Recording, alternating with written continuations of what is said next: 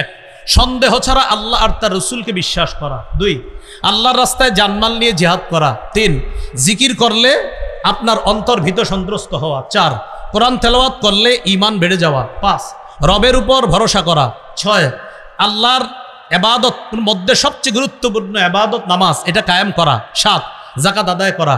8, মুমিন একজন আরেকজনের অভিভাবক। 9, সৎ কাজের আদেশ করবে। 10, অসৎ কাজের নিষেধ করবে। 11, আল্লাহ আর তার রসুলের আনুগত্য করবে। 12, মুমিন যখন আল্লাহর কোরআন আর হাদিস অনুযায়ী ফয়সালা শুনবে তখন মুমিন যেন কি বলবে? শুনলাম, মেনে নিলাম। 13, সংঘবদ্ধ কোনো কাজে থাকলে মুমিন লিডারের কথা শুনবে, তার অনুমতি ছাড়া কোথাও যাবে না। 14, মুমিন আমানতদার হবে, আর আমানতের ব্যাপারে অনেকগুলা কথা আমরা জানলাম। আল্লাহ আমাদের সকলকে আমানতের প্রতিটা অংশ যেন আমরা সুন্দরভাবে রক্ষা করতে পারি, আল্লাহ তৌফিক দান করেন। আজকে আপনাদের সামনের আলোচনার বিষয়বস্তু মুমিনদের গুরুত্বপূর্ণ কিছু বৈশিষ্ট্য, এটা আজকের আলোচনার শিরোনাম। মুমিনদের কিছু গুরুত্বপূর্ণ নির্বাচিত কিছু বৈশিষ্ট্য। সূরা হুজুরাতের 15 নম্বর আয়াতে আল্লাহ মুমিনদের 2টি বৈশিষ্ট্যের কথা আলোচনা করেছেন। আল্লাহ বলেন, ইন্নামাল মুমিনুনা আল্লাযীনা আমানু বিল্লাহি ওয়া রাসূলিহি সুম্মা লাম ইয়ারতাবু। মুমিন তারা যারা আল্লাহকে এবং তার রাসূলকে বিশ্বাস করে, কোনো সন্দেহ করে না। 1 নম্বর বৈশিষ্ট্য আমরা পেয়ে গেলাম। সন্দেহ ছাড়া আল্লাহ এবং তার রাসূলকে বিশ্বাস করা, এটা মুমিনের অন্যতম প্রধান বৈশিষ্ট্য। 2 নম্বর, ওয়াজাহাদু বিআমওয়ালিহিম ওয়া আনফুসিহিম ফি সাবিলিল্লাহ। যারা নিজেদের জানমাল নিয়ে আল্লাহর রাস্তায় লড়াই করে, এটা হলো দ্বিতীয় বৈশিষ্ট্য। 1 নম্বর, সন্দেহ ছাড়া আল্লাহ এবং তার রসুলকে বিশ্বাস করে। 2 নম্বর, নিজেদের জানমাল নিয়ে আল্লাহর রাস্তায় জিহাদ করে। আল্লাহ বলেন, উলাইকা হুমুস সাদিকুন। তারাই সত্যবাদী, আমি আল্লাহ তাদেরকে সত্যবাদী মুমিন বলে কোরআনে ঘোষণা করে দিলাম। তাহলে সন্দেহ ছাড়া ঈমান, জানমাল নিয়ে আল্লাহর রাস্তায় লড়াই করা, এগুলো 2টি বৈশিষ্ট্য। সূরা আনফালের 2-3 নম্বর আয়াতে মুমিনদের আরো 5টি বৈশিষ্ট্য জানব। আগের 2টি, সূরা আনফালের 2-3 নম্বর আয়াতে 5টি, 5 আর 2 কত হলো? 7টি। সূরা আনফালের 2-3 নম্বর আয়াতে যে 5টি বৈশিষ্ট্য আল্লাহ আলোচনা করেছেন, ইন্নামাল মুমিনুনা আল্লাযীনা ইযা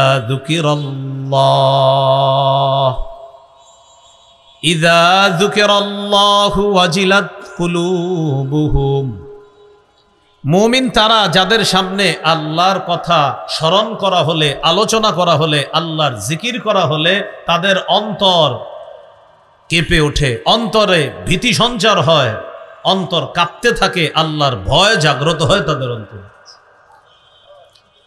2 নম্বর, ওয়াইযা তুলিয়াত আলাইহিম আয়াতুহু যাদাতহুম ঈমানা।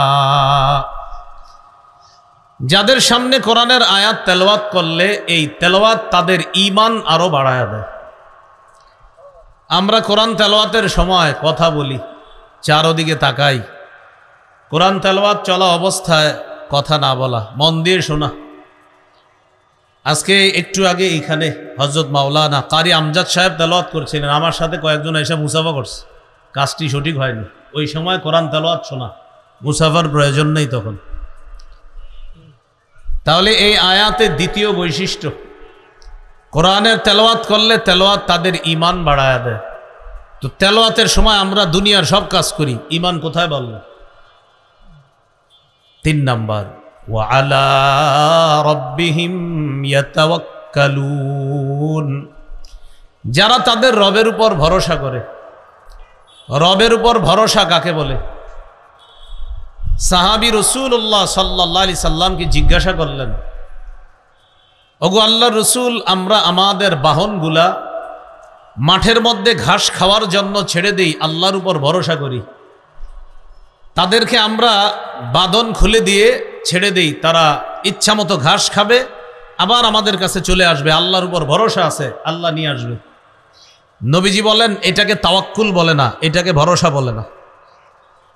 তাওয়াক্কুল বা ভরসা বলে তুমি মানুষ হিসাবে যথাসাধ্য চেষ্টা করবা। যেমন ঘরে গরু বাঁধবেন, বাঁধার পর আয়াতুল কুরসি পরে দরজা বন্ধ করবেন, এরপর বলবেন আল্লাহ ভরসা, আমার গরুর কিচ্ছু হবে না, এটাকে তাওয়াক্কুল বলে।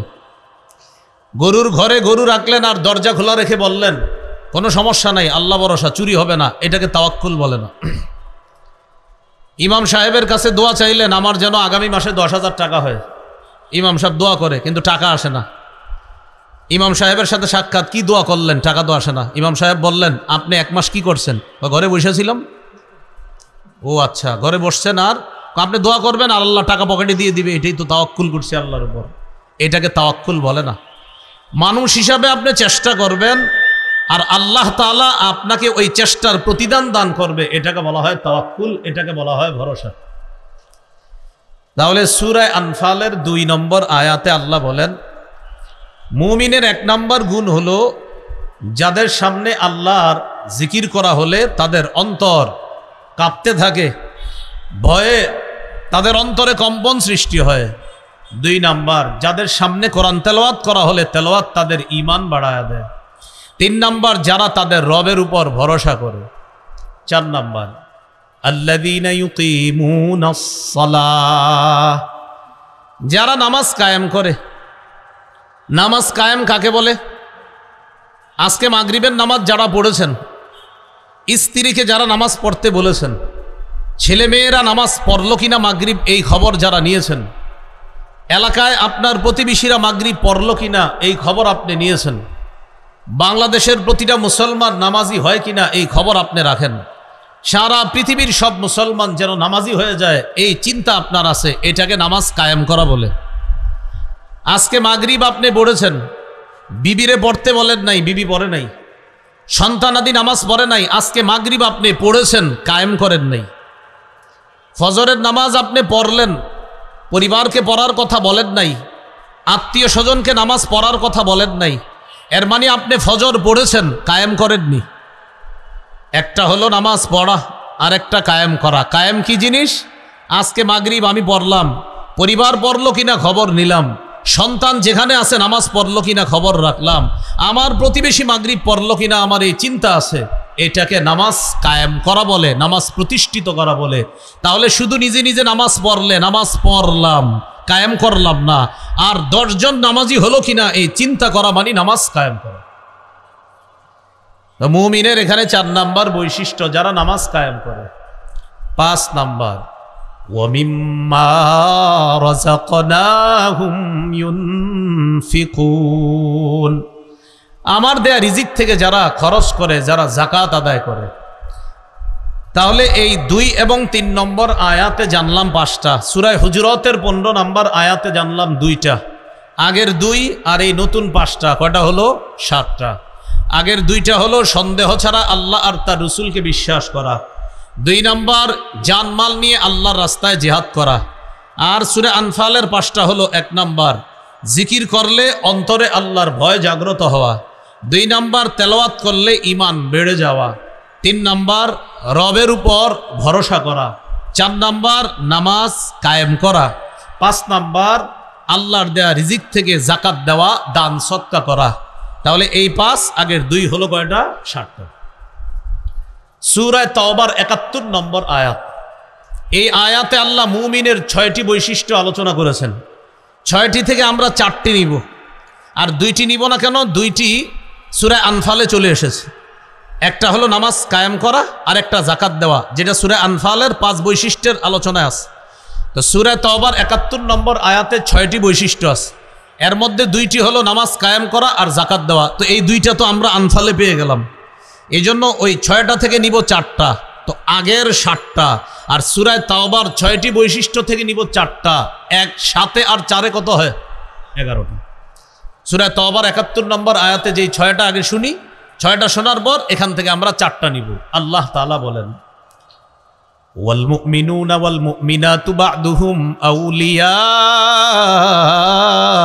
বা'দ, মুমিন নারী পুরুষ তারা একে অপরের অভিভাবক, মুমিন নারী পুরুষ তারা একে অপরের বন্ধু, অভিভাবক, হিতাকাঙ্ক্ষী, কল্যাণকামী। 2 নম্বর, ইয়ামুরুনা বিল মা'রুফ, তারা সৎ কাজের আদেশ করে। 3 নম্বর, ওয়ায়ানহাউনা আনিল মুনকার, তারা অসৎ কাজ থেকে নিষেধ করে। 4 নম্বর, ওয়ায়ুকিমুনাস সালাহ, এটা কোথায় গেছে? আনফালে। 5 নম্বর, ওয়ায়ুতুনাজ যাকাহ, যারা যাকাত আদায় করে, এটাও সূরা আনফালে গিয়েছে। 6 নম্বর, ওয়ায়ুতিউনাল্লাহা ওয়া রাসূলাহ, যারা আল্লাহ এবং তার রাসূলের আনুগত্য করে। তাহলে দেখেন এই 6টা।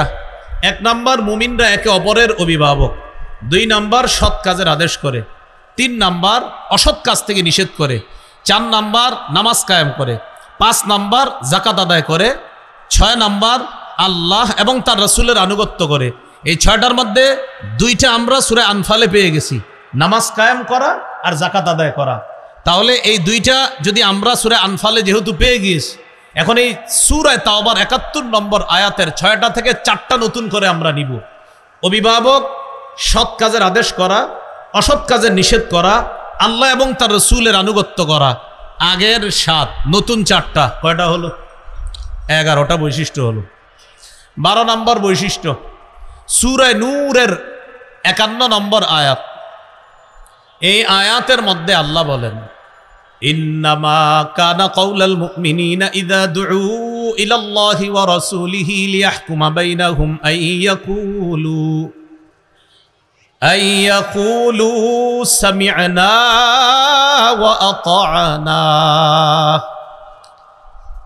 মুমিন তাদেরকে যখন আল্লাহ এবং তার রাসূলের দিকে আহ্বান করা হয়, মুমিনদেরকে যখন আল্লাহর দিকে আহ্বান করা হয়, উদ্দেশ্য কোরআনের দিকে, রাসূলের দিকে যখন আহ্বান করা হয়, উদ্দেশ্য সুন্নাহের দিকে। এবার বুঝেন, কোন মুমিন ঝামেলায় পড়ছে, এই ঝামেলার সংশোধনের জন্য তাকে ডাকা হয়েছে কোরআনের দিকে আর হাদিসের দিকে, সমাধান করে দেওয়ার জন্য ডাকা হয়েছে কোরআনের দিকে, হাদিসের দিকে। ভালো করে বুঝেন, আমরা একটা সমস্যায় পড়ছি, পড়ার পর এই দারুর রাশাদ মাদ্রাসার মুহতামিম সাহেবের কাছে গেলাম সমস্যা নিরসন করার জন্য।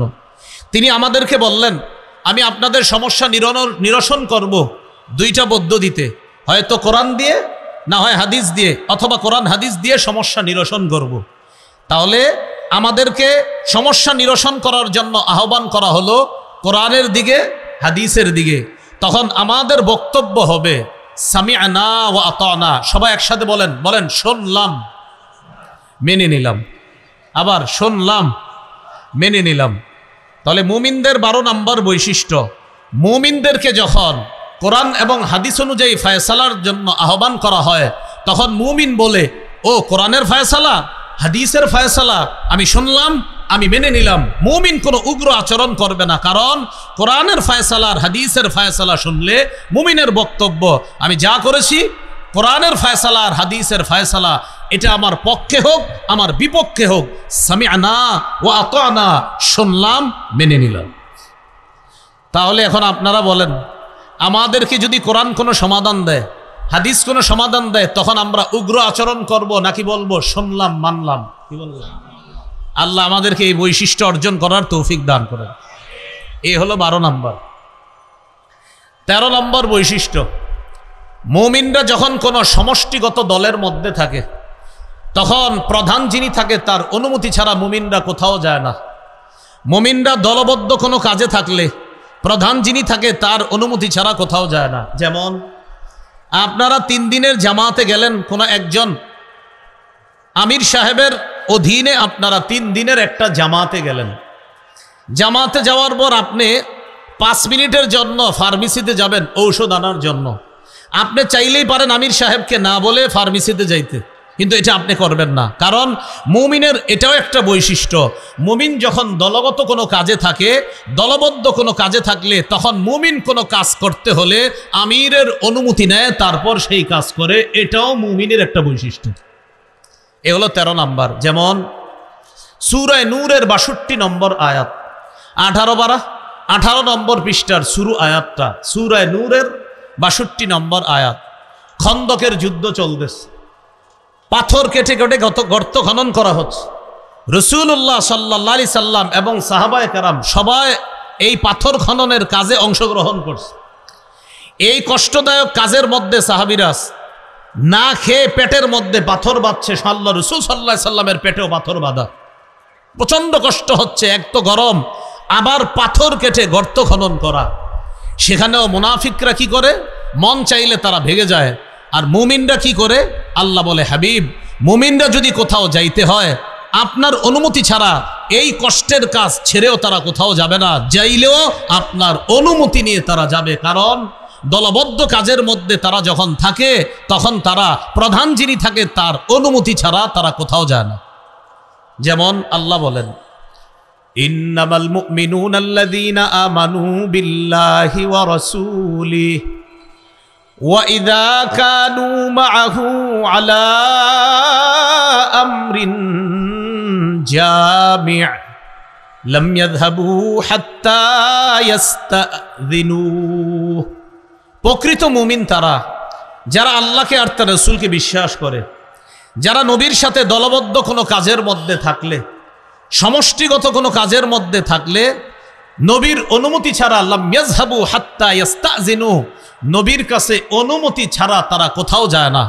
তাহলে মুমিনের 13 নম্বর বৈশিষ্ট্য, সমষ্টিগত কোনো কাজের মধ্যে থাকলে তাদের দায়িত্বশীল প্রধান যিনি থাকে তার অনুমতি ছাড়া মুমিন কোথাও যায় না। এটা মুমিনের 13 নম্বর বৈশিষ্ট্য।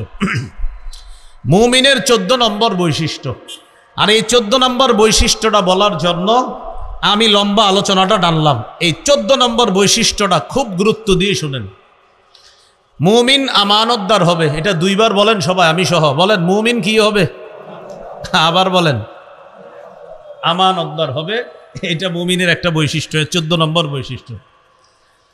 সূরা নিসার 58 নম্বর আয়াতে আল্লাহ বলেন ইন্নাল্লাহা ইয়া'মুরুকুম আন তু'আদ্দুল আমানাতি ইলা আহলিহা।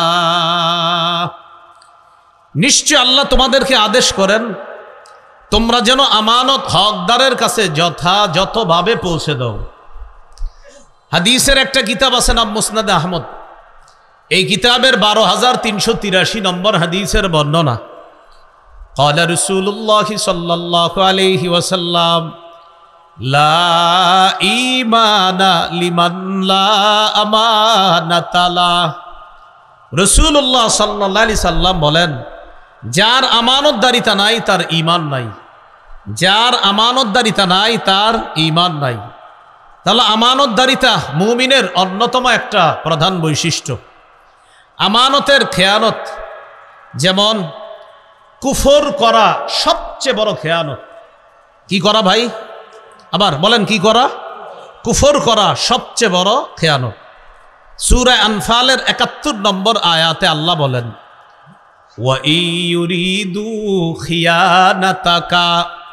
নবী তারা যদি আপনার সাথে বিশ্বাস ভঙ্গের ইচ্ছা করে, দেখেন আল্লাহ বিশ্বাস ভঙ্গের আরবিটা কি বলছে কোরআনে, খিয়ানাতাক। ওয়া ইউরিদু তারা যদি ইচ্ছা করে, খিয়ানাতাকা আপনার সাথে বিশ্বাস ভঙ্গের ইচ্ছা যদি তারা করে, এখানে আল্লাহ তাআলা বিশ্বাস ভঙ্গকে খিয়ানত বলেছে। ফাকাদ খাদুল্লাহ মিন ক্বাব, ইতিপূর্বে তারা খেয়ানত করেছে। হাবিব তারা যদি আপনার সাথে বিশ্বাস ভঙ্গের ইচ্ছা করে, এতে আশ্চর্য হওয়ার কিছু নাই, ইতিপূর্বেও তারা বিশ্বাস ভঙ্গ করেছে। হুদাইবিয়ার সন্ধি হয়েছে, সন্ধির মধ্যে অনেকগুলা চুক্তি হয়েছে, এখন চুক্তি তারা ভঙ্গ করতেছে। আল্লাহ বলে আপনি পেরেশান হবেন না হাবিব, তারা যদি আপনার সাথে বিশ্বাস ভঙ্গের ইচ্ছা করে এতে পেরেশানির কিছু নাই। তারা তো আমি আল্লাহর সাথেও বিশ্বাস ভঙ্গ করেছে, আমি খালেকের সাথেই যারা বিশ্বাস ভঙ্গ করেছে, আপনি তো মাখলুক, আপনার সাথে বিশ্বাস ভঙ্গ করা এটা তাদের কাছে কোনো ব্যাপার না। নাউজুবিল্লাহ বলেন। তাহলে কুফর করা সবচেয়ে বড় খেয়ানত। ইবনে কাসির রহমতুল্লাহি আলাইহি তাফসির ইবনে কাসিরের মধ্যে বলেছেন, এটা একসাথে সবাই বললে সারা জীবন আমাদের কাজে আসবে। বলেন ছোট পাপ, বড় পাপ, যে কোনো পাপ খেয়ানত। কি বলছি, ছোট পাপ বড় পাপ যে কোনো পাপ, পাপ না করা আমানত, পাপ করাটাই খেয়ানত। প্রতিটি মুহূর্ত, প্রতিটি সময়, প্রতিটি অঙ্গ প্রত্যঙ্গ আমার আপনার কাছে আমানত, এর বিপরীত করা এটা খেয়ানত। সারা জীবন মনে রাখবো, কিয়ামতের ময়দানে আমার আপনার বিরুদ্ধে 4 সাক্ষী হতে পারে। কয় সাক্ষী হতে পারে? যদিও মুফাসসিরিনে কেরাম গবেষণা করে এই 4টাকে 8টা বানিয়েছে, বাকি আমি 4টা বলি। এই 4টা গবেষণা করলে আরো অনেকগুলা বের হবে। 1 নাম্বার সাক্ষী জমিন, আমার আপনার সাক্ষী হবে এই জমিন। সূরা জিলজালের 4-5 নম্বর আয়াতে আল্লাহ বলেন, ইয়াউমা ইযিন তুহাদ্দিসু আখবারাহা, সেদিন জমিন তার সব বৃত্তান্ত বলে দিবে। বিআন্না রাব্বাকা আওহা লাহা, তোমার রব জমিনকে হুকুম করবে, তাই জমিন সব বলে দিবে। তাফসীরের কিতাবে আসছে, জমিন সেদিন আল্লাহকে বলবে, আল্লাহ ওমকে অমক সময় এতটা বাজে আমি জমিনের উপরে এই এই অপকর্ম করেছে, আমি জমিন তার বিরুদ্ধে আপনার কাছে মামলা করলাম।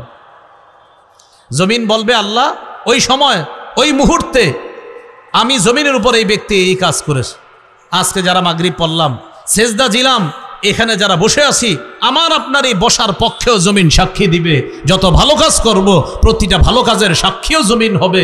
যতটা পাপ করব, এই পাপের বিরুদ্ধে জমিন সাক্ষী দিবে। বলি নাউজুবিল্লাহ। 1 নাম্বার সাক্ষী হবে জমিন। 2 নাম্বার সম্মানিত লেখকগণ, ফেরেশতাগণ, যাদেরকে আমরা বলি কিরামান কাতিবিন। আসলে কিরামান কাতিবিন কোনো ফেরেশতার নাম না। কিরামান অর্থ সম্মানিত, কাতিবিন মানে লেখকগণ। তো কিরামান কাতিবিন অর্থ কি দাঁড়ায়? সম্মানিত লেখকগণ। ওই সম্মানিত লেখকগণই ফেরেশতা। ছোটবেলা থেকে শিখছেন, ডান কাতে কিরামান, বাম কাতে কাতিবিন। বিষয়টা বল না, কিরামান কাতিবিন অর্থ হলো সম্মানিত লেখকগণ। ওই সম্মানিত লেখকগণ মানে ফেরেশতাগণ। সূরা ইনফিতরের 10 থেকে 13 নম্বর আয়াতে আল্লাহ বলেন, ওয়া ইন্না আলাইকুম লাহাফিজিনা কিরামান কাতিবিন, তোমাদের উপর সংরক্ষণকারী ফেরেশতারা আছে। একবার ভাবেন না, আমি আপনি সবাই এই মুহূর্তে ভাবেন, আমি বয়ান করছি, নিশ্চিত সম্মানিত লেখকগণ আমার আশেপাশে আছে, আমার এই ভালো কথাগুলো তারা লিখতেছে, আপনারা শুনতেছেন, আল্লাহর কসম নিশ্চিত তারা এই বিষয়গুলোও লিখতেছে এই মুহূর্তে। বিপরীতটা চিন্তা করেন, যত অন্যায় করব সেটাও তারা লিখে ফেলছে। ইয়ালামুনা মা তাফআলুন, আল্লাহ বলে তোমরা যা করো তারা তা জানে।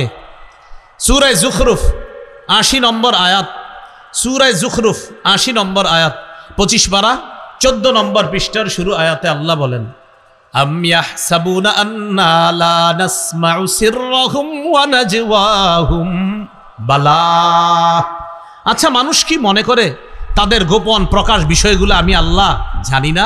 আম ইয়াহসাবুনা, তারা কি মনে করে আন্না লা নাসমাউ, যে আমি আল্লাহ শুনি না, সিররাহুম, তাদের গোপন বিষয়গুলা, ওয়া নাজওয়াহুম, তাদের যত ভেদ আছে এগুলো আমি আল্লাহ জানি না? তারা কি এটা মনে করে?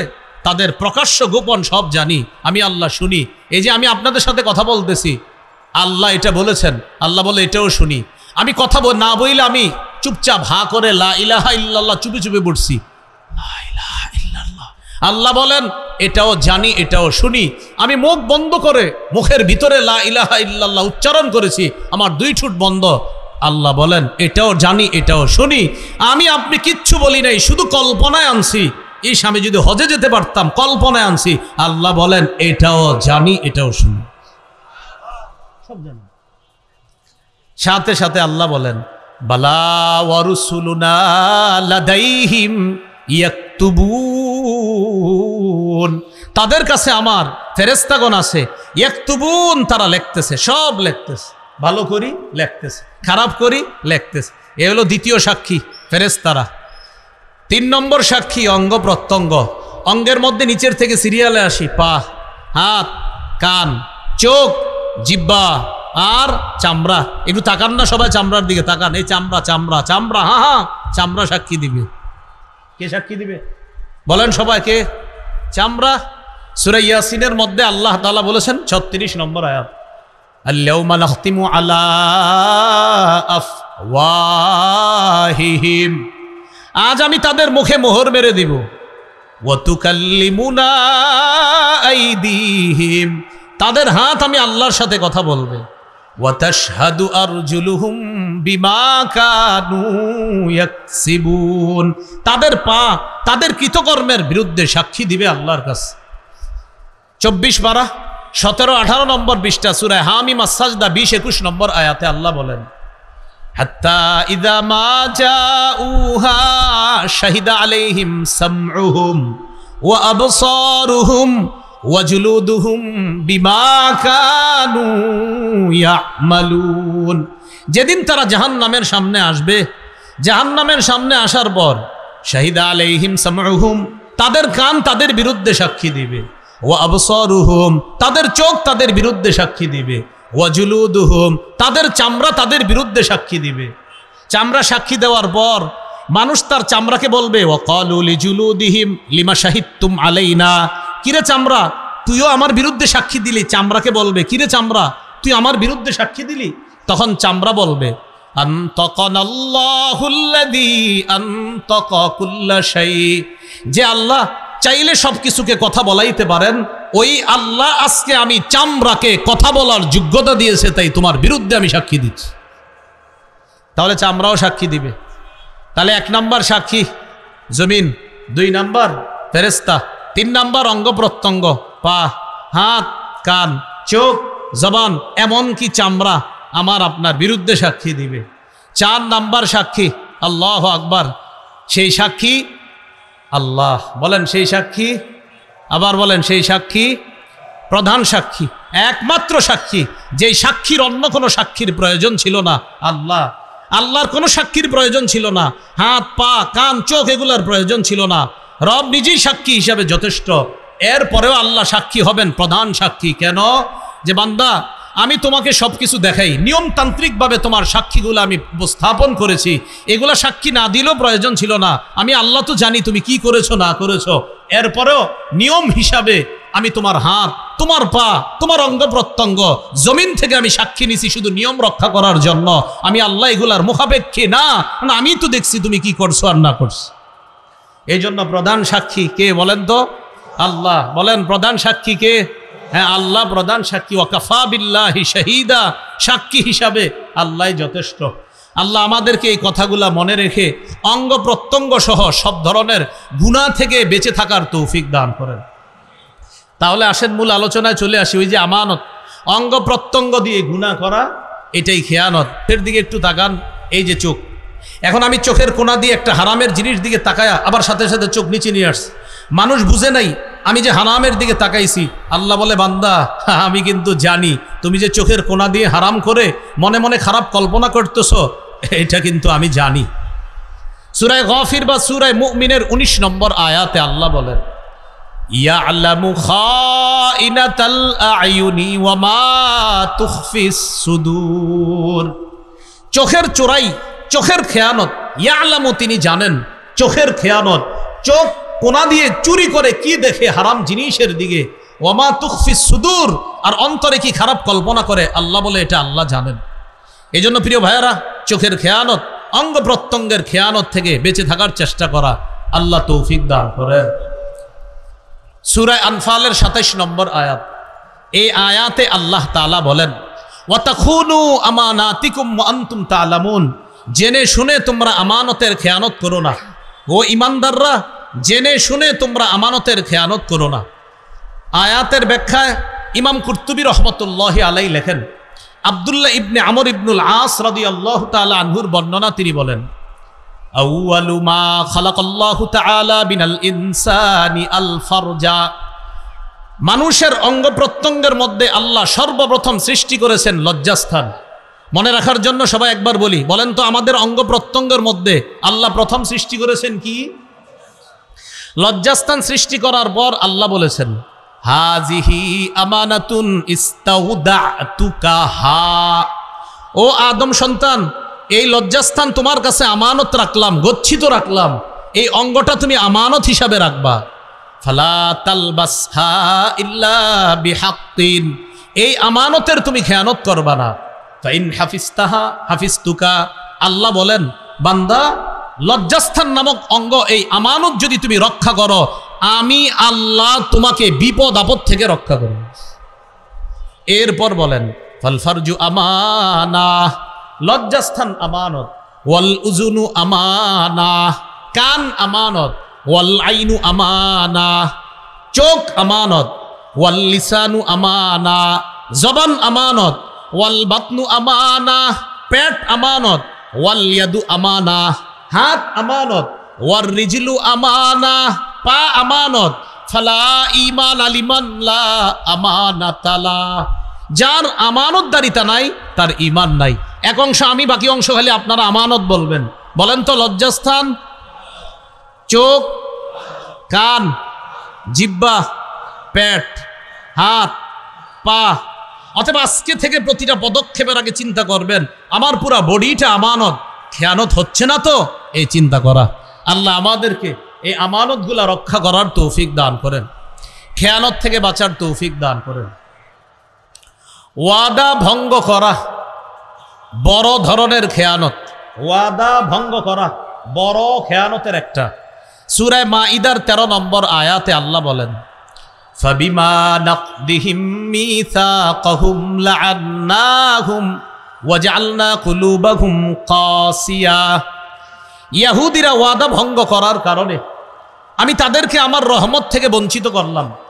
লাআন্নাহুম এর শাব্দিক অর্থ হলো আমি আল্লাহ তাদেরকে অভিসম্পাত করলাম। আল্লাহ অভিশাপ করার অর্থ হলো রহমত থেকে বঞ্চিত করা। আল্লাহ বলেন তারা ওয়াদা ভঙ্গ করার কারণে আমি তাদেরকে আমার রহমত থেকে বঞ্চিত করলাম। ওয়াজআলনা কুলুবাহুম কাসিয়া, আমি আল্লাহ তাদের অন্তরগুলা শক্ত করে দিলাম। ইউহাররিফুনাল কালিমা আম মাওয়াদিহি ওয়া নাসু হাজ্জাম মিম্মা যুক্কিরু বিহি। ইহুদিরা তাওরাতের সঠিক বিষয়গুলা আপন জায়গা থেকে সরায়া দেয়। তারা তাওরাতের সঠিক বিষয়গুলা আপন জায়গা থেকে সরায়া তারা বিকৃত করে দেয়। আল্লাহ বলেন এই বিকৃত করাটা এটা ওয়াদা খেলাফ করা। এই জন্য আমি আল্লাহ তাদেরকে রহমত থেকে বঞ্চিত করলাম। ওয়ানাসু হাজ্জাম মিম্মা যুক্কিরু বিহি, তাদেরকে যেই উপদেশ দেওয়া হয়েছে এই উপদেশ তারা ভুলে যাওয়ার কারণে আমি আল্লাহ তাদেরকে অভিসম্পাত করলাম, তাদেরকে রহমত থেকে বঞ্চিত করলাম। বর্তমানে আমাদের মুসলমানদের ধর্মীয় গ্রন্থের নাম কোরআন। এই কোরআনের অপব্যাখ্যা হয়, এই কোরআনের অপব্যাখ্যা সংসদের মতো পবিত্র জায়গায় দাঁড়ায়ও করা হয়। সেখানে দাঁড়া নিজের পক্ষে সাফাই গাওয়ার জন্য বলে আমার সন্তান আহলে কিতাব কি বিয়ে করছে। আহলে কিতাব একটা বিষয় আছে, কিন্তু আহলে কিতাব কি জিনিস এটা তো বুঝতে হবে আলেমদের থেকে। সংসদের মতো পবিত্র জায়গায় দাঁড়ায়া আহলে কিতাব শব্দটা বইলা, বাক্য বইলা সরাসরি কোরআনের অপব্যাখ্যা করে। আল্লাহ বলেন ইহুদিরা তাওরাত বিকৃত করার কারণে আমি তাদেরকে রহমত থেকে বঞ্চিত করলাম। মুসলমানদের মধ্যেও কিছু মুসলমান শুধুমাত্র নিজের ভয়ঙ্কর একটা চরিত্রকে প্রতিষ্ঠিত করার জন্য প্রয়োজনে কোরআনও যদি বিকৃত করতে হয় কোরআন বিকৃত করতেও ইতস্তবোধ করে না, শুধু নিজের খারাপ অবস্থা টিকিয়ে রাখার জন্য। এটা অন্যায়। আল্লাহ তাআলা কিন্তু রহমত থেকে বঞ্চিত করেন। সূরা মাঈদার 13 নম্বর আয়াত। এরপরে আল্লাহ কি বলে দেখেন, ওয়ালা তাজালু তাত্তালিউ আলা খাইনাতিম মিনহুম ইল্লা কালিলাম মিনহুম। আল্লাহ তাআলা বলেন নবী ভবিষ্যতে আপনি কিছু ইহুদি ছাড়া বেশিরভাগ ইহুদিদের থেকে খেয়ানত দেখতেই থাকবেন। আজও পর্যন্ত ইহুদিরা খেয়ানত করে। 2-4 দিন মাইর খাইলে তখন বলে উই আর সরি, আমরা দুঃখিত, ফিলিস্তিনিরা আমগরে মাফ করে দাও। এই মাফ করে দেওয়ার আবার 2 দিন পরেই দেখা যায় তারা তাদের যেই ভয়ঙ্কর চরিত্রটা এটা আবার তারা প্রকাশ করা শুরু করে। আবার যখন মাইর খায় আবার তারা বলে ভুল হয়েছে, অন্যায় হয়েছে, আমাদেরকে ক্ষমা করে দাও। তো আল্লাহ বলে দিয়েছেন নবী ইহুদিদের খেয়ানত আপনি ভবিষ্যতে দেখতেই থাকবেন, আপনি দেখতেই থাকবেন। এটা আল্লাহ নবীকে বলছে। আর আমরা যারা শেষ উম্মত আমরা এখনো দেখতেছি ইহুদিরা প্রতিনিয়ত ওয়াদা ভঙ্গ করে যাচ্ছে। হঠাৎ একটা ওয়াদা করে এই ওয়াদা আবার তারা ভঙ্গ করে, শান্তি চুক্তির ওয়াদা করে আবার এই ওয়াদা তারা ভঙ্গ করে। এই ওয়াদা ভঙ্গ যে করবে তারা, এটা আল্লাহ বলে দিছে যে এটা তারা করতেই থাকবে। কবে? দাজ্জালের দলে যোগ না দেওয়ার আগ পর্যন্ত ওদের এই ওয়াদা ভঙ্গর খেলা চলতেই থাকবে। ওরা কার দলে যোগ দিবে বলেন তো? হ্যাঁ, দাজ্জালের দলে তারা যোগ দিবে। দাজ্জালের পক্ষ হয়ে তারা লড়াই করবে মুসলমানের বিরুদ্ধে। এই হলো ওয়াদা ভঙ্গ করা। এটা চরম একটা খেয়ানত। আল্লাহ আমাদের সকল মুমিন যারা আছে ওয়াদা রক্ষা করার তৌফিক দান করেন। এবার যে কথাটা আপনাদের সাথে বলবো এটা তো সারা জীবন মনে রাখবেন, স্বপ্নেও মনে রাখবেন। বলেন অন্যায়ের পক্ষপাতিত্ব করা খেয়ানত, এটা আমি সহ সবাই 3 বার বলেন। অন্যায়ের পক্ষপাতিত্ব করা খেয়ানত। আপনি যদি জেনে শুনে অন্যায়ের পক্ষপাতিত্ব করেন শুধু এই কারণে যে আপনার দাদা করছে আর আপনার বাপ করছে, এই কারণে আপনিও করতেছেন, কিয়ামতের মাঠে আল্লাহর সামনে দাঁড়ানোর জন্য তৈরি থাকেন। অন্যায়ের পক্ষপাতিত্ব করা খেয়ানত। সূরা নিসা 103 নম্বর আয়াতে আল্লাহ বলেন, ওয়ালা তাকুন লিল খাইনিনা খাসিমা, নবী খেয়ানতকারীদের পক্ষ অবলম্বনকারী আপনি হবেন না।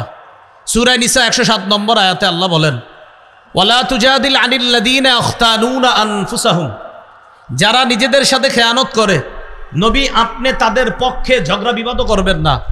একজন ব্যক্তি অন্যায় করছে, এই অন্যায় জানার পরেও যদি কোনো আইনজীবী কোর্টের মধ্যে গিয়ে এই অন্যায়ের পক্ষে লড়ে আর এটাকে ন্যায় প্রমাণ করার চেষ্টা করে, তো সেই আইনজীবীকে জানায়া দেন কিয়ামতের মাঠে আল্লাহর সামনে দাঁড়ানোর জন্য। অন্যায় অন্যায়, এটাকে ন্যায় করার চেষ্টা করা যাবে না। আল্লাহ নিষেধ করছেন, লা তুজাদিল আনিল লাযিনা ইখতানুনা আনফুসাহুম, নবী যারা নিজেদের সাথে খেয়ানত করে তাদের পক্ষে আপনি ঝগড়া বিবাদ করবেন না। এজন্য প্রিয় ভাইয়েরা, অন্যায়ের পক্ষপাতিত্ব করা হারাম। আপনাদের সামনে অনেক মানুষ বলবে, আমি যদি এই করি, আমি যদি সেই করি, তো আপনাদেরকে এমন করব তেমন করব। এগুলো শুই না আপনারা পক্ষের অবলম্বন করেন। ওই যে বাপে পক্ষ করছে, দাদা তার পক্ষে কথা বলছে, এজন্য আপনিও তার পক্ষ অবলম্বন করলেন। যেই মাত্র পক্ষে অবলম্বন করলেন, করার সাথে সাথে কিছুদিন পরে আপনাকে বাঁশ দেওয়া শুরু করলো। এটা আপনি জেনে শুনে অন্যায়ের পক্ষ অবলম্বন যদি করেন, তা আল্লাহর কাছে আপনি দাঁড়ানোর জন্য তৈরি থাকবেন। মূল আলোচনায় চলে আসি। জনপ্রতিনিধি নির্বাচন করার ক্ষেত্রে আপনি যদি জেনে শুনে অন্যায়ের পক্ষ অবলম্বন করেন, তো আল্লাহর কাছে আপনি দাঁড়ানোর জন্য তৈরি থাকেন। দেশের দায়িত্ব নেওয়া আমানত, যিনি আমানত রক্ষা করবে তার পক্ষ অবলম্বন করা, এটা আমানত। মুসলমান জেনে শুনে কোনো দুর্নীতিবাজের পক্ষ অবলম্বন করা, এটা খেয়ানত, এটা অন্যায়ের পক্ষপাতিত্ব করা। এটা আসলেই ঠিক, এটা রেডিমেড ঠিক না। মাহফিলে অনেক সময় হুদাই ঠিক কোন, কিন্তু এটা আসলেই ঠিক। জেনে শুনে অন্যায়ের পক্ষ। এখন মনে মনে অনেকে বলে, এটা কারে বললো হুজুরে? মনে হয় আমারে। তো আপনি দুর্নীতিবাজ হলে তো আপনারই কইছি। যদি বলেন না না না এটা তো আমি না, তো আপনি না। অনেক মানুষ আছে যখন কোনো অন্যায়ের কথা বলবেন বলে কি, এটা কারে বললো? তো আপনি দুর্নীতিবাজ? হ্যাঁ, তো আপনারই বলছে। হুজুর সুদের ওয়াজ করে, করার পর বের হয়, গত 6 বছর তো আপনার বয়ান সুন্দরী ছিল, আজকে হঠাৎ সুদের ওয়াজ করা কি দরকার ছিল? তো হুজুর জিজ্ঞাসা করে, আপনি সুদ খান? না, কি বলেন, মাঝে মাঝে একটু ছোট কিস্তি দেই। তো ওয়াজ তো আপনারই করা হয়েছে। এই জন্য আমাদের সমাজে যে যেই অপরাধে আছে, ওই অপরাধের ওয়াজ করলে এটা তার গায়ে লেগে যায় এবং সে ওই অপরাধের পক্ষ অবলম্বন করে ভালো মানুষের উপর আক্রমণ চালানোর চেষ্টা করে। এই জন্য অপরাধ কেউ নিজের ঘাড়ে নিবেন না। আজকের এই অংশটা সবচেয়ে গুরুত্বপূর্ণ একটা অংশ। বুঝে শুনে পক্ষ অবলম্বন করবেন। কোনো অন্যায়ের পক্ষপাতিত্ব যদি করেন, তো আল্লাহর সামনে দাঁড়ানোর জন্য তৈরি থাকেন। আমি আল্লাহর কসম করে বলছি, অন্যায়ের পক্ষ অবলম্বন যদি করেন, তো আল্লাহর সামনে দাঁড়ানোর জন্য তৈরি থাকেন। আল্লাহ আমাদেরকে কথাগুলা বুঝার তৌফিক দান করেন। ভুল পরামর্শ দেওয়া খেয়ানত। আবু দাউদের হাদিস 3657 নম্বর হাদিস। এই হাদিসের মধ্যে আসছে, মান আশারু আলা আখিহি বিআমরিন ইয়ালামু আন্না রুশদা ফি গায়রিহি ফাকাদ খানা। কেউ যদি কোনো ব্যক্তিকে এমন বিষয়ে পরামর্শ দেয়, সে জানে এটা সঠিক পরামর্শ না, আমি ওনাকে একটা পরামর্শ দিলাম, আমি জানি পরামর্শটা সঠিক না, ইচ্ছা করেই দিছি উল্টা পরামর্শ, রসুল বলেন এটা খেয়ানত করলা। ভুল পরামর্শ দেওয়া খেয়ানত। এবার আরেকটা অংশ আসছে, এটা আমার সাথে বলেন বলেন অযোগ্য ব্যক্তিকে যোগ্যতার আসনে বসানো, অযোগ্য ব্যক্তিকে নেতৃত্ব দেওয়া আমানতের খেয়ানত। আবার অযোগ্য ব্যক্তিকে নেতৃত্ব দেওয়া আমানতের খেয়ানত। সহিহ মুসলিমের হাদিস 1825 নম্বর হাদিস, কিতাবুল ইমারাহ, বাবু কারাহাতিল ইমারাহ মিন গায়রি জরুরা। এই অধ্যায়ে ইমাম মুসলিম রহমতুল্লাহ আলাইহি একটা হাদিস আনছেন। নবীজির একজন সাহাবী নাম আবু যর, তিনি নবীজির একদিন বলে, আল্লাহ তাস্তামিলুনি, হুজুর আপনি অনেককে প্রাদেশিক গভর্নর বানান, আমাকে আপনি গভর্নর বানাইতে পারেন না? এক সাহাবী নবীজিরে বললেন, হুজুর আপনি আমাকে গভর্নর বানাইতে পারেন না? নবীজি বললেন, ইয়া আবা যর ইন্নাকা দাঈফ, আবু যর তুমি দুর্বল মানুষ, তুমি পারবা না এত বড় দায়িত্ব পালন করতে। ইন্নাহা আমানা, গভর্নরের পদ এটা আমানত। ওয়া ইন্নাহা ইয়াউমাল কিয়ামাতি খিজিয়ুন ওয়া নাদামা, এই আমানতের খেয়ানত যে করবে কিয়ামতের ময়দানে এটা লাঞ্ছিত হওয়ার কারণ হবে, এটা অপদস্থ আর অপমানিত হওয়ার কারণ হবে। নবীজি কি বুঝাইতে চাইলেন? গভর্নরের পদে অধিষ্ঠিত হওয়া, রাষ্ট্রের কোনো দায়িত্বের জায়গায় বসে আপনি যদি আমানতের খেয়ানত করেন, খিজিউন, কিয়ামতের ময়দানে লাঞ্ছিত হবেন, অনাদামা, অনুতপ্ত হবেন।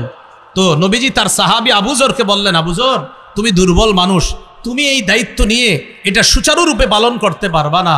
হ্যাঁ, ইল্লা মান আখাযাহা বিহাক্কিহা ওয়া আদ্দাল্লাযী আলাইহি ফিহা, যেই ব্যক্তি দেশের দায়িত্ব নেওয়ার পর আমানত যথাযথভাবে পালন করতে পারবে, রাস্তা করে দেওয়ার কথা বলে, রডের কথা বলে যারা রডই দিবে, বাঁশ না দিবে, এই ব্যক্তি কিয়ামতের ময়দানে লাঞ্ছিত হবে না, বরং আরশের ছায়াতলে 7 ব্যক্তিকে আল্লাহ জায়গা দিবে, এর মধ্যে এই ব্যক্তিকেও আল্লাহ অন্তর্ভুক্ত করবে। তাহলে কি শিখলাম? গভর্নরের দায়িত্ব, দেশের দায়িত্ব, এলাকার দায়িত্ব, ওয়ার্ডের দায়িত্ব, এগুলো আমানত। এই দায়িত্বের যদি একটু উল্টাপাল্টা হয়, কিয়ামতের ময়দানে লাঞ্ছিত হতে হবে, অপমানিত হতে হবে। আল্লাহ হেফাজত করেন। মিথ্যা কথা বলা এটা খেয়ানত। রাসূলুল্লাহ সাল্লাল্লাহু আলাইহি সাল্লাম বলেন, কাবুরাত খিয়ানাতান তুহাদ্দিসু হাদিসান হুয়া লাকা মুসাদ্দিকুন ওয়া আনতা বিহি কাযিব। মন দিয়ে শুনেন, নবীজি বলেন এটা কত বড় খেয়ানত। তুমি মানুষের সামনে যা বলতেছো, মানুষ ভাবতেছে হ্যাঁ এটাই সত্য কথা, কিন্তু তুমি জানো এটা মিথ্যা কথা। আবার দেখেন, নবী বলেন এটা কত বড় খেয়ানত, তুমি যা বলতেছো মানুষ মনে করে এটাই সত্যি কথা, কিন্তু আসলে এটা মিথ্যা কথা। আল্লাহ নবী বলেন এটা অনেক বড় খেয়ানত। যেমন আমি আপনাদের সামনে বৈশা বলতেছি আমি এই, আমি সেই, আমি এটা করেছি, আমি সেটা করেছি, আমি এই করব, আমি সেই করব। গতবার আমাকে আপনারা পান নাই, এজন্য আপনারা অনেক সমস্যায় ছিলেন, এগুলো আপনাদেরকে বুঝাইতেছি। আপনারা এমন করতেছেন, মাথা নাড়াইতেছেন, হ হ হ আসলে ঠিক, আসলে ঠিক। না, আমি মনে মনে জানি এখন খালি আপনাদেরকে বুঝাইতেছি আসলে ঠিক, একটু পরে বুঝামো আসলে কোনটা। তো নবী বলেন তুমি এমন কথা মানুষকে বলো, আর মানুষ মাথা নাড়ায় বুঝায় যে তুমি সত্য বলতেছো, তো তুমি জানো যে তুমি মিথ্যা বলতেছো। নবী বলেন এটা কত বড় খেয়ানত, তুমি যে মানুষকে বলো যেটা মানুষ মনে করে সত্য, আসলে তুমি বলতেছো মিথ্যা কথা। তাহলে এটা সবচেয়ে বড় একটা খেয়ানত। স্বামী স্ত্রীর গোপন কথা বাহিরে বলা, এটা খেয়ানত। সহিহ মুসলিমের হাদিস 1437 নম্বর হাদিস, রাসূলুল্লাহ সাল্লাল্লাহু আলাইহি সাল্লাম বলেন, ইন্না মিন আ'যামিল আমানাহ ইয়াউমাল কিয়ামাহ আর রাজুল ইউফজি ইলাল মারআহ ওয়া তুফজি ইলাইহি। কোন স্বামী তার স্ত্রীর সাথে আর স্ত্রী তার স্বামীর সাথে আল্লাহ প্রদত্ত বৈধ সম্পর্ক স্থাপন করেছে, করার পর সুম্মা ইয়ানশুরু সিররাহা, এই স্বামী তার বন্ধুদের কাছে তাদের গোপন কথা বলে বেড়ায়, আর এই স্ত্রী তার বান্ধবীদের কাছে তাদের গোপন কথা বলে বেড়ায়। এটা কত লজ্জাজনক বিষয়। বিয়ে হয়েছে, নতুন বাসর হয়েছে, বন্ধুরা বন্ধুকে জিজ্ঞাসা করে ভাবির কি খবর, আর বান্ধবীরা ওই বান্ধবীকে জিজ্ঞাসা করে ভাইয়ের কি খবর। এবার বান্ধবী ভাইয়ের সব কিছু বলতে থাকে, আর বন্ধু তার স্ত্রীর সব কিছু বলতে থাকে। নবী বলেন কিয়ামতের ময়দানে আল্লাহর কাছে তুমি সবচেয়ে বড় খেয়ানতকারী হিসাবে গণ্য হবে। সাবধান, নিজেদের গোপন কথা বন্ধুদের কাছে না বলা, এগুলো অন্যায়। এগুলো বর্তমান জেনারেশন যারা ইয়াং নতুন বিয়ে করে, সে তার স্ত্রীর সব কথা বন্ধুদের কাছে বলে বেড়ায়, এটা ঠিক না, এটা অন্যায়। আল্লাহ আমাদেরকে হেফাজত করেন। সর্বশেষ কথা, এটা একটু সবাই বলি, বলেন যে খেয়ানত করে তার সাথেও আমরা খেয়ানত করব না। আবার যে খেয়ানত করে তার সাথেও আমরা খেয়ানত করব না। রাসূলুল্লাহ সাল্লাল্লাহু আলাইহি সাল্লাম বলেন, আদ্দিল আমানাতা ইলা মানি তামানাকা, যে তোমার কাছে আমানত রেখেছে এই আমানত তুমি আদায় করে দাও। ওয়ালা তাখুন মান খানাকা, যে তোমার সাথে খেয়ানত করে তুমি তার সাথে খেয়ানত করবা না। যে তোমার সাথে খেয়ানত করে তুমি তার সাথে খেয়ানত করবা না। মুমিনের 14 নম্বর বৈশিষ্ট্যটা আপনাদের সামনে বললাম, মুমিন হবে আমানতদার। এই আমানতের উপর অনেকগুলা কথা বললাম, এগুলো আমরা মনে রাখবো। কুফুর করা সবচেয়ে বড় খেয়ানতের একটা, অঙ্গ প্রত্যঙ্গ দিয়ে পাপ করা এটা খেয়ানত, চোখ চুরি করে হারামের দিকে দেখা এটা খেয়ানত, লজ্জাস্থান এটা আমানত, হাত আমানত, পেট আমানত, পা আমানত, কান আমানত, চোখ আমানত, এগুলা দিয়ে গুনাহ করা এটা খেয়ানত, ওয়াদা ভঙ্গ করা এটা খেয়ানত, অন্যায়ের পক্ষপাতিত্ব করা এটা খেয়ানত, অযোগ্য ব্যক্তিকে নেতৃত্বের আসনে বসিয়ে দেওয়া এটা খেয়ানত, কোনো ব্যক্তিকে ভুল পরামর্শ দেওয়া এটা খেয়ানত, মিথ্যা কথা বলা এটা খেয়ানত, স্বামী স্ত্রীর গোপন কথা বাহিরে বলা এটা খেয়ানত। সর্বশেষ আরেকটা কথা আছে, সেটা হলো মজলিসের কোনো গোপন কথা এটা আমানত, এটা বাহিরে বলা খেয়ানত। এটা বুঝার জন্য হাদিস বুঝতে হলে আমার দিকে তাকাতে হবে। দেখেন আমি কথা বলতেছি ভাই, আমি আপনাদের সামনে একটা গুরুত্বপূর্ণ কথা বলবো, এবার এদিক সেদিক তাকাই। কথাটা হলো এইভাবে তাকাই দিছি, মানে কেউ যেন না শুনে। তো নবী বলেন কোনো ব্যক্তি ইদা হাদ্দাসার রাজুলু বিল হাদিস, যখন কোনো ব্যক্তি কথা বলে ওয়ালতাফাতা, আর এদিক সেদিক তাকাই এইভাবে, কথাটা হলো এই নবী বলেন ফাহিয়া আমানা, তাহলে বুঝে নিবা ওই ব্যক্তির কথাটা আমানত। তিনি চাইতেছে এই কথাটা বাহিরে না যাক, শুধু তোমরাই শোনো। নবী কি সুন্দরভাবে ইসলাম শিখাইতেছে। শোনো, যখন মসজিদে কেউ এদিক সেদিক তাকায় কথা বলে, ভাই তোমাদের কাছে একটা গুরুত্বপূর্ণ কথা বলবো, কথাটা কিভাবে বলি, কথাটা হলো এইভাবে তাকায় কথাটা বলে নবী বলেন ফাহিয়া আমানা, এটা আমানত, এটা তুমি বাহিরে বলবা না। তবে নবী বলে দিয়েছেন আল মাজালিসু বিল আমানা, দুনিয়ার সব মজলিস আমানত ইল্লা সালাসাতা মাজালিস, 3 ধরনের মজলিস আমানত না। 1 নাম্বার সাফকু দামিন হারামিন, যেই মজলিসে কোনো ব্যক্তিকে অন্যায়ভাবে হত্যার পরামর্শ করা হয়, এটা আমানত না। এটা আপনি বলে দিবেন বাহিরে গিয়ে। কোনো মজলিসে গোপনে পরামর্শ হইতেছে একজনকে হত্যা করবে, আপনি কোনোভাবে শুনে ফেলছেন, বলে দিবেন। 2 নাম্বার আও ফারজুন হারামুন, কোনো মজলিসে গোপনে পরামর্শ হচ্ছে একজন নারীর সম্মানহানি করা হবে, একজন নারীর সাথে অবৈধ কোনো সম্পর্ক স্থাপন করা হবে, এই আলোচনা হচ্ছে, এইগুলো আপনি বাইরে গিয়ে বলে দিবেন। 3 নাম্বার আও ইকতিতাউ মালিন বিগাইরি হাক্কিন, মজলিসে গোপনে পরামর্শ হচ্ছে ডাকাতি করবে, ছিনতাই করবে, চুরি করবে, আলোচনা হইতেছে। শোনো, ডাকাতিটা এইভাবে করব, তুমি ওই মাথায় থাকবা, আমি ওই মাথায়, অমুকে ওই মাথায়, এইভাবে ডাকাতির প্ল্যান হচ্ছে, আপনি এটা শুনে ফেলছেন। নবী বলেন এটা আমানত না, এটা তুমি বাহিরে গিয়ে বলে দিবা। তাহলে এখান থেকে বুঝলাম অন্যায় কোনো কথা মজলিসের মধ্যে হওয়া, যেটা মুসলমানের হক নষ্ট করা হয়, সেই কথা বাহিরে বলে দেওয়া, এটা খেয়ানত হবে না, এটা আমানতের খেয়ানত হবে না। আল্লাহ আমাদের সকলকে যে কথাগুলো বললাম মনে রাখার তৌফিক দান করেন। এবার আমি আধা মিনিটে পুরো 14টা বলে দিচ্ছি, দেখেন তো আপনাদের মনে আসে কিনা। 1, সন্দেহ ছাড়া আল্লাহ আর তার রসুলকে বিশ্বাস করা। 2, আল্লাহর রাস্তায় জানমাল নিয়ে জিহাদ করা। 3, জিকির করলে আপনার অন্তর ভীত সন্ত্রস্ত হওয়া। 4, কোরআন তেলাওয়াত করলে ঈমান বেড়ে যাওয়া। 5, রবের উপর ভরসা করা। 6, আল্লাহর ইবাদত মধ্যে সবচেয়ে গুরুত্বপূর্ণ ইবাদত নামাজ, এটা কায়েম করা। 7, যাকাত আদায় করা। 8, মুমিন একজন আরেকজনের অভিভাবক। 9, সৎ কাজের আদেশ করবে। 10, অসৎ কাজের নিষেধ করবে। 11, আল্লাহ আর তার রসুলের আনুগত্য করবে। 12, মুমিন যখন আল্লাহর কোরআন আর হাদিস অনুযায়ী ফয়সালা শুনবে, তখন মুমিন যেন কি বলবে, শুনলাম, মেনে নিলাম। 13, সংঘবদ্ধ কোনো কাজে থাকলে মুমিন লিডারের কথা শুনবে, তার অনুমতি ছাড়া কোথাও যাবে না। 14, মুমিন আমানতদার হবে, আর আমানতের ব্যাপারে অনেকগুলা কথা আমরা জানলাম। আল্লাহ আমাদের সকলকে আমানতের প্রতিটা অংশ যেন আমরা সুন্দরভাবে রক্ষা করতে পারি, আল্লাহ তৌফিক দান করেন।